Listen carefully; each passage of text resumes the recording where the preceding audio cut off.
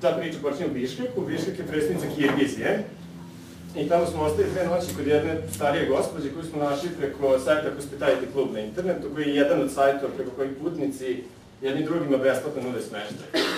Tu smo ostali 2 dana i onda smo otišli u grad Oš na jugu Kirgizije. Nekako tu prizora iz grada Oša i saznali smo da ruska organizacija, koja je tematski srodna organizacija Klub putnika Srbije, koja se zove Akademija slobodnih putovanja i čiji predsednik je osnivač Anton ovde sa nama, tamo ima svoj dom za sve. Dom za sve je jedan jako zanimljiv projekat. Oni skupe pare, članovi organizacije skupe pare i svake godine više puta u različitim gradovima sveta iznajme stan. I taj stan im služi bukvalno kao baza za putovanje po okolnom regionu i za istraživanje okolnih zemalja. I tu svaki putnik može besplatno da prenoći, da ostane koliko god želi. I to ne samo članovi njihove organizacije, nego bukvalno bilo koji putnik iz sveta. Tako smo nas dvoje to saznali i javili smo im se i otišli smo tamo i otišli 2 dana kod njih. Dok smo bili u Ošu, ruski putnici su nam objasnili kako da stignemo iz Kirgizije u Kinu. I saznali smo da postoje 2 granična prelaza i 2 puta, znači 1,5 put između Kirgizije i Kine. Prvi granični prelaz, preko njega vodi asfaltni put i tu postoji organizovan prevoz, autobusi i tako dalje. Međutim, plaća se neka jako visoka taksa za prelazak. Drugi granični prelaz između Kirgizije i Kine je besplatan, međutim tamo nema puta. Postoji neki kolski put koji se namakuje potpuno izgubi pa se ponovno pojavi, nema organizovanog prevoza i jedini način da se tamo stigne je autostop. Tako da smo ustali rano ujutru i otišli smo na izlaz iz Oša, tu kod ove table ili šta već piše Oš, i počeli da stopiramo. I posle par kraćih vožnji stao nam je prvi Kamaz. Kamaz je stari, sada ruski, ranije sovjetski kamion koji predstavlja praktično neuništivo vozilo, jedno od nekih vozila koje mogu da se kreću tim putevima. I oni prenose ogromne količine robe između Kirgizije i Kine. Znači on ide samo do kineske granice i tamo je stao robu i vraća se. I ovo je bio naš kamionđija, ovaj čovjek koji vidite na slici, je onako veoma snažan Kirgiz, ima dugačak perčin, jednu duboku rupu u potiljku i kad smo počeli pričamo, ispostavio se da je on bivši robijaš, da je dobar deo života proveo po zatvorima i tako, ali bio je jako fini čovek. I kada smo ušli u kabinu tog Kamaza, prvo što smo primetili jeste da je u njoj sve polomljeno. Znači sve, staklo je naprslo, svi plastični delovi su izlomljeni, sedišta se klimaju i sve što dohvatite rukom ostane vam u ruci bukvalno. Toliko je sve to bilo polomljeno. I onda smo ubrzo shvatili i zašto je to tako. Jer put povremeno nestaje, je toliko loš da kamion skreće i vozi po nekim ledinama, jarugama, kamenju i to sve strahovito treska i mi letimo po kabini. I morali smo doslovno onako da se naslonimo leđima na naslon i da podignemo noge, da stavimo stopala na onu plastiku pored instrument table i da se držimo na rukama da ne bismo leteli. Međutim, čak i tako bi se povremeno vrata otvorila i to bi išli za neke provalije, onda su morali tako da visimo i da se držimo i da zatvaramo ta vrata. Međutim, da, eto, to je bio taj Kamaz. Možeš dalje. Onda smo u jednom trenutku došli do table za prevoj Taldik. Taldik je jedan od najviših planinskih prevoja, znači mjesto gde put prelazi planinu u celom bivšem Sovjetskom savezu i kao što vidite visinom je 3630 metara. I tu je put počeo da se penje, strmo i uskoro smo došli i do samog prevoja, ovo je taj put i pogled od gore na taj put koji smo prešli. U svem tom treskanju, posle prevoja put postaje još gori od ovoga i bukvalno su po nekim livadama vozili i na kamionu je 2 puta pukla neka glavna osovina, tako da smo morali da čekamo po jedno 4-5 sati u nekim malim planinskim selima da se to popravi. I sad je zanimljivo ko popravlja osovinu na kamionu kada ona pukne na jednom takvom mestu. To su samouki drumski mehaničari koji žive po tim malim selima i bukvalno se izdržavaju tako što popravljaju kamione koji se stalno kvare, svaki se bar nekoliko puta pokvari na toj trasi. I oni se jednostavno zavuku ispod kamiona i sve tamo rasture i imaju aparate za varenje i posle 3 sata izađu tako crni do očiju i kamion kreće dalje. Može sledeće. Ovo su neki od predela kroz koje smo prolazili. Nismo imali još puno mogućnosti za fotografisanje zbog tog treskanja i lupanja i svega što se dešavalo, ali ja povremeno da smo zamolili kamionđiju da nas stane da mi nešto slikamo. I već kad je pao mrak, stigli smo u grad Irkeštan. To je grad koji je napravljen od metala. Grad je napravljen od kamionskih karoserija. Kuće su stari kamioni, kamionske prikolice, stepenice su stepenasto poređeni kamionski točkovi. I ovde se to ne vidi, ali onako dosta je veliko to naselje i to je poslednje kirgijsko pogranično naselje pre nego što uđete u Kinu. Pošto tamo nema ni prava puta i taj granični prelaz je jako problematičan, tu ne prolazi puno ljudi. I u pitanju je faktički jedno kamionsko groblje u kome ljudi žive. Mi kad smo stigli, već je odavno bio mrak i naš kamionđija nam je pronašao smeštaj kod nekih svojih prijatelja i rođaka, ne sjećam se. I tu smo prespavali, ujutru smo ustali rano i trebalo je da nastavimo, nas dvoje da stopiramo dalje preko kineske granice i kroz Kinu, a on se vraćao nazad dole u Oš. I pošto nam je toliko pomogao, pošto nas je prevezao taj nevjerovatan deo puta koji nije bio toliko dugačak, ali je bio strahovito naporan i jako je teško bilo preći, hteli smo nekako da mu se odužimo, da mu se zahvalimo. Međutim, nismo imali ništa kod sebe što bismo mogli dati. I onda smo se setili da nam je ostalo nešto malo kirgijskih para i rešili smo da mu damo sve te kirgijske pare što su nam ostali po džepovima, iako u suštini ne volimo da nekom izražavamo zahvalnost novcem, ali kao, ajde, ništa drugo nismo imali. I on je uzeo te pare i rekao, čekajte 5 minuta, ja ću sada vratiti, i vratio se stvarno za 5 minuta. Otišao jednu malu prodavnicu, jedinu prodavnicu u ovom Irkeštanu i za sve pare mi je kupio hranu i dao nam jednu najlom kesu hrane i rekao je, evo ovo me da imate za nastavak putovanja. U stvari, u to vreme sam putovao sam i sreo sam momka po imenu Sam, koji živi sa svojom tetkom, užasno je siromašan. Roditelji mu nisu živi, nisam smeo da pitam zašto, zato što je Ruanda jako blizu i moguće da su poginuli u Ruandi za vreme rata. I dalje ide u srednju školu, iako ima više od 20 godina. Padala je neka tropska kiša, užasan pljusak, sedeli smo ispod nastrešnice. I sve je bilo tako jako turobno. A onda je on rekao odjednom, ali znaš, ja sam jako srećan čovek. A pitam, što? Kaže, zato što volim da crtam. I onda sam ja izvadio beležnicu i dao sam mu beležnicu i rekao, nacrtaj nešto za naše čitaoce. I onda je on nacrtao ove crteže sa leve strane koje vidite. I mi smo objavili njih na blogu, ali nije samo nacrtao, već je napisao i svoj e-mail. bijamugiša@yahoo.com. Zato što tamo svi imaju e-mailove. Koliko god da su siromašni, svi će imati mobilni telefon i svi će imati e-mail, jer u svakom selu se nalazi neki internet kafe u kome mogu da dođu do pristupa internetu.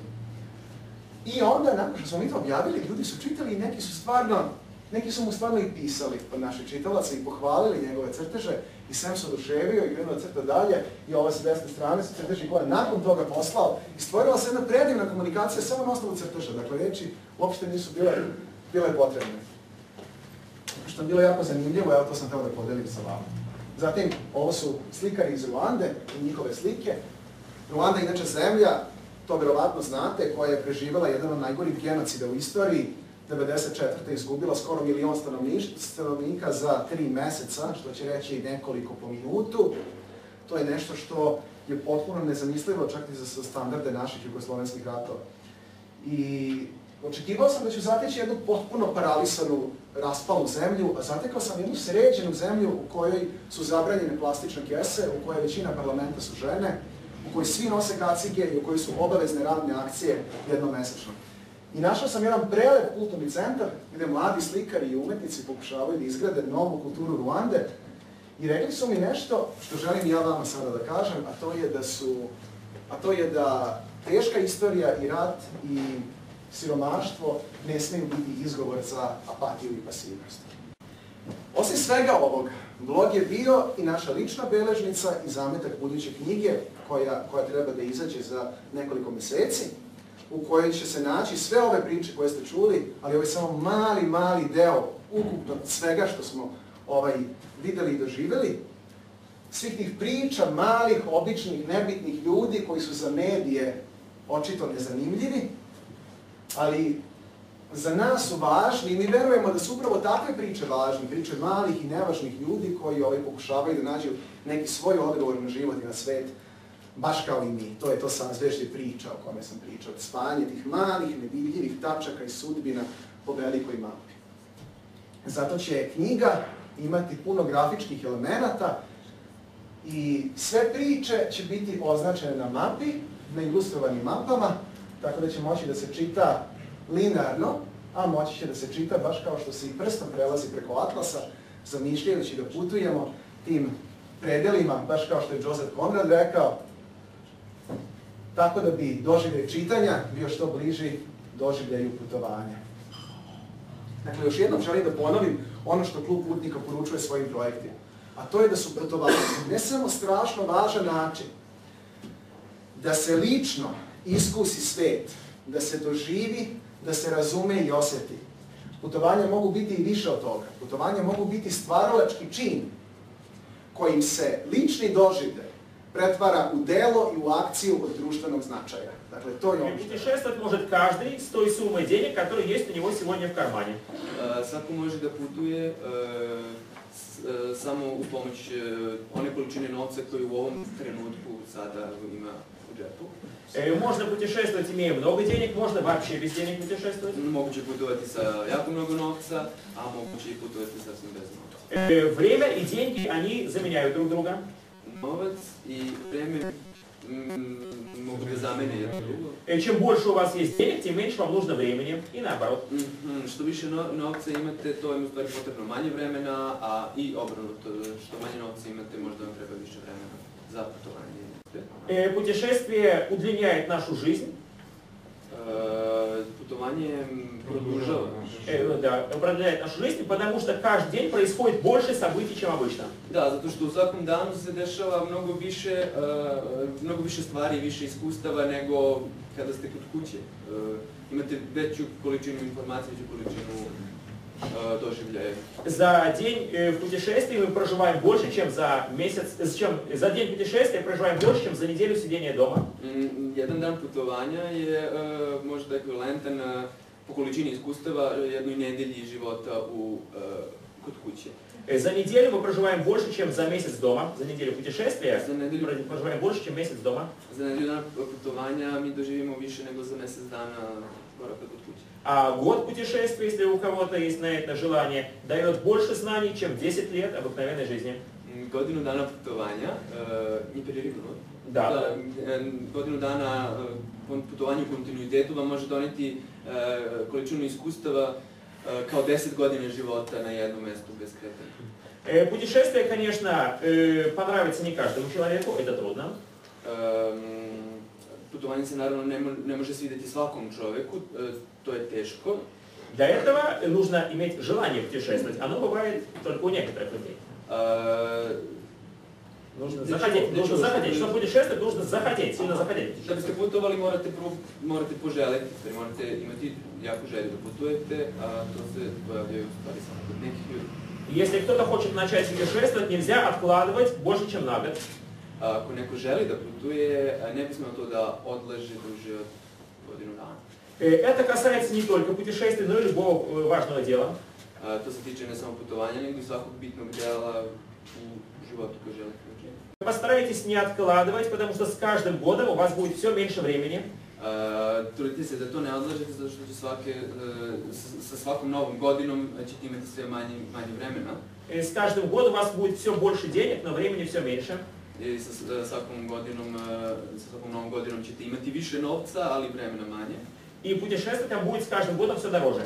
I bit će vam sve skuplje i skuplje putovanje ako odugovlačite s time. Odnosno sa svakom novom godinom koju budete. Человеку, который зарабатывает много денег, путешествовать слишком дорого. Za ljudi koji zarađuju mnogo novca je jako skupo putovanje. Он думает, пока он стоит на дороге и ждет машину, он думает, сколько денег он мог бы заработать за это время. Dok stoji na putu i stopira, on razmišlja o tome koliko bi novca mogao da zaradi za to vreme koje je uložio u stopiranje. Если он зарабатывает там, $50 в час, то ему уже не по карману ездить автостопом. Ako on zarađuje $50 na sat, recimo, onda mu putovanje autostopom je za njegu stvari previše skupo. Поэтому, Сати долари. если вам хочется чего-то путешествовать, то откладывать это не нужно. Не нужно откладывать, когда вы разбогатеете. Не нужно тянуть до момента, когда вы разбогатеете. Aha, znači ne treba čekati moment da se obogatite pa da počnete da putujete. Потому что самый главный капитал – это наше свободное время. Jer glavni kapital koji imamo je u stvari naše slobodno vreme. И, конечно, большинству людей вообще не нужно путешествовать. I većini ljudi uopšte nije potrebno da putuju. Да? Делайте то дело, которое вы больше всего любите делать на свете. Делайте свое любимое дело. Radite ono što u stvari najviše volite da radite na svetu. Если вы делаете то, что вам не нравится, бросьте это. Ako ste sad trenutno u prilici da radite ono što ne volite, odustanite od toga. Делайте то, что вы любите делать в жизни больше всего. Radite ono što volite da radite najviše na svijetu. И помните, что все, что в жизни происходит, имеет определенный смысл. I imajte na umu da zašto se u životu dešava ima određeni smisao i razlog zašto se dešava. Каждый день к нам приходят определенные люди, события и встречи. Svaki dan nam donosi neke određene ljude, događaje i susrete. Мы все время встречаем людей, у которых можем получить знания и которых сами можем чему-то научить. Mi stalno srećemo ljude. К нам приходит, каждому из нас приходят люди, которые нас могут чему-то научить и которых мы можем научить. Mi stalno imamo prilike da srećemo ljude od kojih možemo nešto da naučimo i koji od nas mogu da nešto da naučimo.